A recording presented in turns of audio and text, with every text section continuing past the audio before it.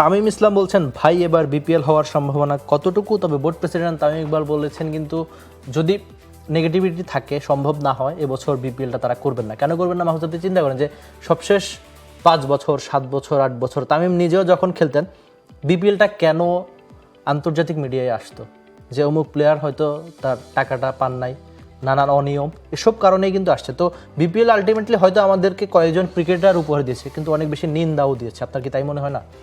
কিছু তো ইমব্যালেন্সড কিছু ব্যাপার আছে এবং আপনি যেটা বললেন ওই জায়গাগুলো আসলে গুছিয়ে তোলা দরকার যে কোনো বোর্ডের জন্য। তবে বিপিএল মিস হওয়াটা কোনো মানে সেটাও যে খুব অ্যাপ্রিশিয়েটিং হবে তা না। হ্যাঁ, বিশেষ করে ক্রিকেটারদের কথা চিন্তা করলে তাদের জন্য কিন্তু এই টাকাটা অনেক বেশি গুরুত্বপূর্ণ। এই যে মিল এই বিষয়টা যে ক্রিকেটাররা কিছু ক্রিকেটার তাকিয়ে থাকেন বছরের শেষে এই টাকাটা দিয়ে তারা কিছু একটা করবেন। সো তারা কয় বছর ক্রিকেট খেলতে পারেন, তো এখানে এক একটা সিজন মিস হয়ে যাওয়া মানে কিন্তু একটা লস, অনেক কিছু। রাইট। সো আবার এমনও ক্রিকেটার আছেন তারা হয়তো কেউ হয়তো এই বিপিএলটাই লাস্ট বিপিএল খেলবে। সো এই যে ব্যাপারগুলো আছে এগুলোর জন্য আমাদের চাওয়া থাকবে যে কোনোভাবে হোক যে অসঙ্গতিগুলো আছে হাতে আমাদের যতটুকু সময় আছে এতটুকুর মধ্যে সেগুলো যদি একটু কভার আপ করা যায়, ভালো ফ্র্যাঞ্চাইজি ওনার পাওয়া যায়, অন্তত 5 দলের হলেও বিপিএলটা হোক, মানে 7 দল 8 দল বাদ দিলাম, মিনিমাম 5 দলের হলেও যাতে বিপিএলটা হয়, বাট হোক, এই টুর্নামেন্টটা হোক, খুব গ্ল্যামারলি হোক।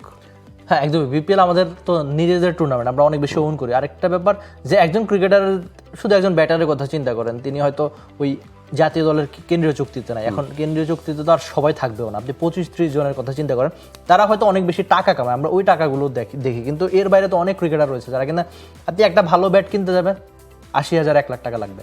এখন ওই টাকাটা একজন ক্রিকেটার কই পাবে? তার ওই Dhaka premier division cricket league আর বিপিএল ছাড়া তো খুব বেশি অপশন নাই, এবং তার ফিটনেস মেনটেন করতেও কিন্তু অনেক খরচ।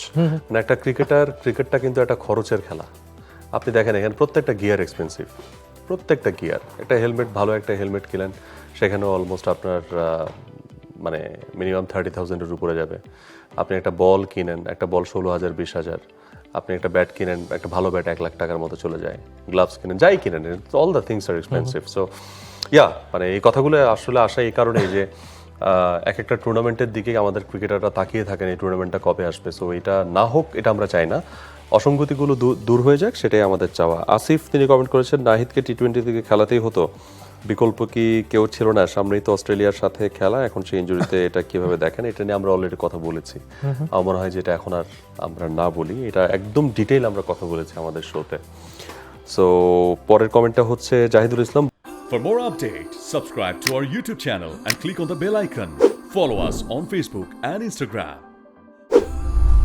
Download T-Sports app to enjoy exciting games and highlights. Visit tsports.com.